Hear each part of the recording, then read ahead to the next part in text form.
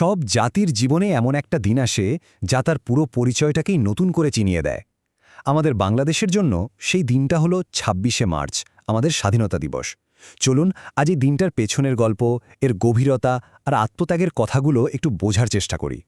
দেখুন, ২৬শে মার্চ কিন্তু শুধু ক্যালেন্ডারের একটা তারিখ না, এটা আসলে একটা নতুন ভোরের প্রতীক। একটা অনেক লম্বা কালো রাত শেষ হওয়ার পর যে প্রথম আলো আসে, ঠিক সেই রকম। আর এই আলোটা এসেছিল অসংখ্য প্রাণের বিনিময়ে। আনুষ্ঠানিকভাবে আমরা এই দিনটাকে স্বাধীনতা দিবস বলি, কিন্তু এর অর্থ এর চেয়ে অনেক বেশি। এটা ঠিক সেই মুহূর্ত যখন একটা জাতি সব পরাধীনতার শেকল ভেঙে সার্বভৌমত্বের দিকে তার প্রথম পাটা ফেলেছিল। সত্যি বলতে ২৬শে মার্চ শুধুই একটা তারিখ নয়, এটা আমাদের জাতীয় পরিচয়ের একদম হৃৎস্পন্দন। এটা আমাদের দেশপ্রেমের প্রতীক, স্বাধীনতার জন্মলগ্ন, আর সবচেয়ে বড় কথা, মুক্তির জন্য যারা নিজেদের জীবন উৎসর্গ করেছেন সেই বীর শহীদদের মনে করার দিন। কিন্তু এই গৌরবের জন্ম হলো কিভাবে?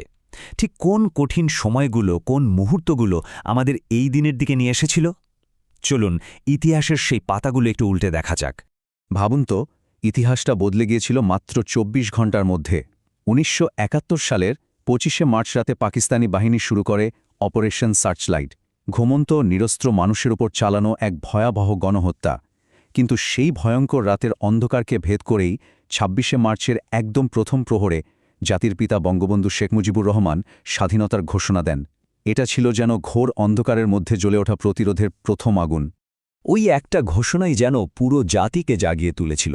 এটা ছিল সেই ডাক যা একটা সাধারণ জনগোষ্ঠীকে মুক্তির জন্য অস্ত্র হাতে তুলে নিতে অনুপ্রাণিত করে।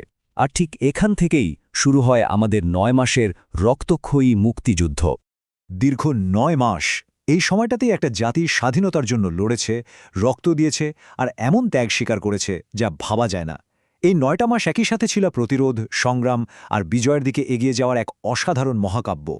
স্বাধীনতার এই পথ চলাটা কিন্তু ধাপে ধাপে এসেছে। প্রথমে আসে সেই ঐতিহাসিক ঘোষণা, যা থেকে সারা দেশে গণপ্রতিরোধের জন্ম হয়। সেই প্রতিরোধী আস্তে আস্তে একটা জনযুদ্ধের রূপ নেয়, যা আমাদের মুক্তিযুদ্ধ। আর এই ৯ মাসের সংগ্রামের শেষ পরিণতি হল আমাদের বিজয়। তো ইতিহাস থেকে এবার একটু বর্তমানে ফেরা যাক। আমরা সেই সংগ্রাম আর আত্মত্যাগকে এখন কিভাবে মনে রাখি? এর উত্তরাধিকারটা আমরা কিভাবে বহন করে চলেছি? আমাদের এই স্মৃতির ঠিক কেন্দ্রবিন্দুতে আছে জাতীয় স্মৃতিসৌধ। এটা কিন্তু শুধু ইট পাথরের একটা স্থাপত্য নয়, এটা মুক্তিযুদ্ধে জীবন দেওয়া লক্ষ লক্ষ শহীদের প্রতি আমাদের জাতির বিনম্র শ্রদ্ধার এক মূর্ত প্রতীক। এর প্রত্যেকটা স্তম্ভ যেন সেই মহান ত্যাগের কথাই আমাদের মনে করিয়ে দেয়। আর তাই তো প্রতি বছর এই দিনে সারা দেশ নানাভাবে তার শ্রেষ্ঠ সন্তানদের স্মরণ করে। গর্বের সাথে আকাশে ওড়ে আমাদের লাল সবুজ পতাকা, স্মৃতিসৌধের বেদি ভরে ওঠে ফুলে ফুলে, আর বিভিন্ন আয়োজনের মাধ্যমে সেই সংগ্রামের বীরত্বের গল্পগুলো এক প্রজন্ম থেকে আরেক প্রজন্মের কাছে পৌঁছে দেওয়া হয়। দিনের শেষে সবচেয়ে বড় সত্যিটা হলো এই যে, স্বাধীনতা কখনো উপহার হিসেবে পাওয়া যায় না, এটা অর্জন করে নিতে হয়। এর প্রত্যেকটা অংশের পেছনে আছে অগণিত মানুষের সংগ্রাম, ত্যাগ আর প্রাণের বলিদান। তাই শেষ করার আগে এই প্রশ্নটাই হয়তো ভাবার জন্য রেখে যাওয়া যায়।